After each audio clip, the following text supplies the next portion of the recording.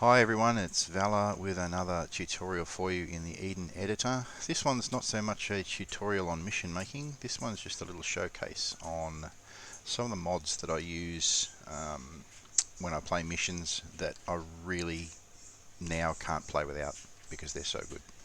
And to demonstrate those, I'll just run a couple of things in here very quickly. First thing I've done is placed an ammo box, a NATO supply box, and you can find that easiest way is just go up to F1, click on blue 4, then props, and type in ammo, and it lists all the different ammo boxes. You can use whichever ammo box you like, it doesn't really matter. What I am going to do is double left click, and I'm going to place a script in here which will turn any object into a full arsenal. So I'll put this in the description below. Ammo box init this true core BIS function arsenal, so that I can load some of my pre-configured loadouts to show you some of the features that I'm going to show you with regards to these mods. So I'll jump in and let's have a look. The first modification I'm going to show you is called Enhanced Movement, and for experienced Arma players you've probably already got this and you use it all the time because you really can't play without it. You'll be very used to the normal V key to step over fences or other obstacles. That really doesn't work too well when you come to a wall like this. Obviously nothing's going to happen. With Enhanced Movement you're able to do this. So you can actually get over walls and obstacles a lot easier, particularly when you're in compounds where things may be a little higher than you can get over. Let's see if I can use it on this wall here. Yep, there we go. Even though it's a much higher wall, I'm able to get over it. So that's Enhanced Movement, and I'll put that in a link in the description below for that one. It really is very good, and I really can't play without Enhanced Movement now. It just seems pointless to me. It's something I think Arma or Bohemia Interactive should have probably put into the game from the very beginning. Next one is actually two mods that I run together that do a similar thing but not quite exactly the same. The first one is called ArmaFXP, and the other one is called Blastcore Murr edition, MURR edition. What these do is they add visual effects to explosions, bullet strikes, etc. And I'll show you what that looks like, and I hope you can see it. You may need to increase the quality settings of the video when it plays to see it. But basically this changes the bullet strikes. You can see I'm kicking up a lot of dust there. Walls, you can see it comes off the same colour, concrete colour when you strike walls. If you shoot metal objects you'll see sparks, and you can see your bullet strikes off in the distance quite clearly. And when you've got a lot of people firing on a position, it looks quite impressive with bullet strikes all over the place. Trying to sort of, there we go, sort of covering a field area with fire. There you can see the bullet strikes. It also changes the look of your grenade explosions and makes them much more realistic. I'll throw a grenade and you'll see there's a bit of a flash and some very nice kick up dust effects after you've thrown the grenade.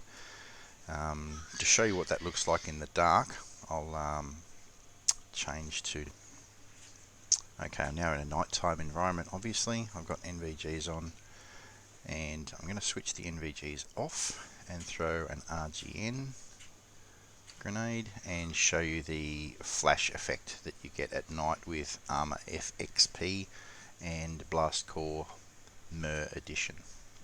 So NVGs off, frag out, really is quite impressive. It looks absolutely fantastic. I'm going to throw another one.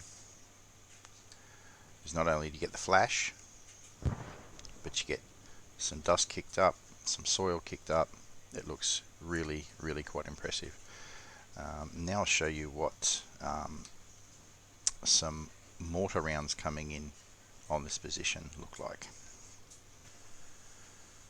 Okay, nighttime environment again to show you what this stuff looks like at night, particularly mortar and artillery rounds as in addition to grenades. So I've got some Rgo grenades which are a little bit bigger than the RGNs and give you a bigger flash. So I'll throw one of those out,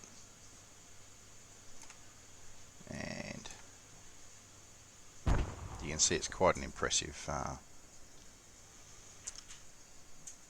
graphical improvement on the standard Arma 3 grenade system. Okay, now I've got some mortars dropping on a position, and you can see again the flashes and the sparks are quite impressive. I'm going to drop a few more.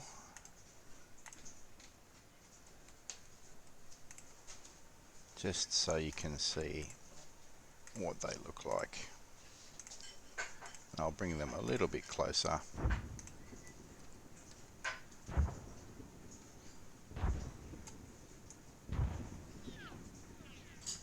They look absolutely fantastic. Okay, I've got 155mm artillery rounds coming in. As you can see, the flash is quite a bit bigger. You still get the sparks.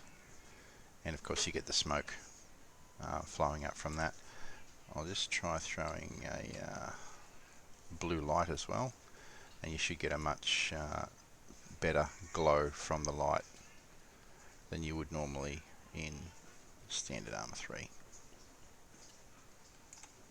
Right, I've now got a CAS aircraft coming in to do a rocket and gun run.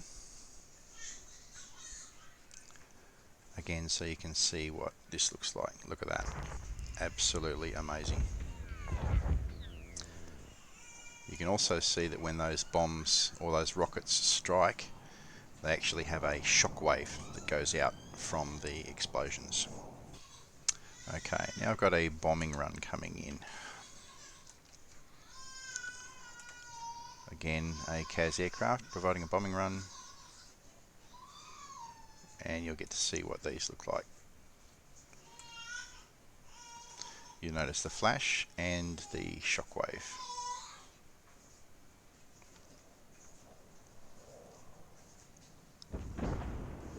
That really is quite impressive.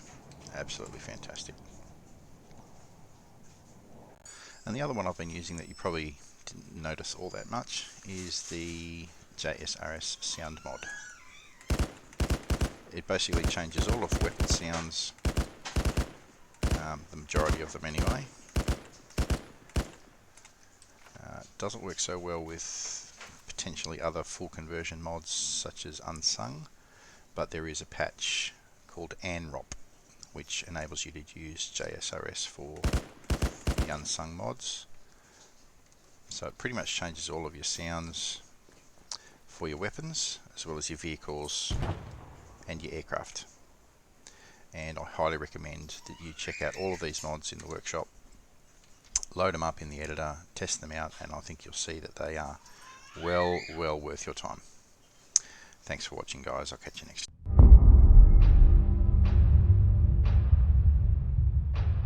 time.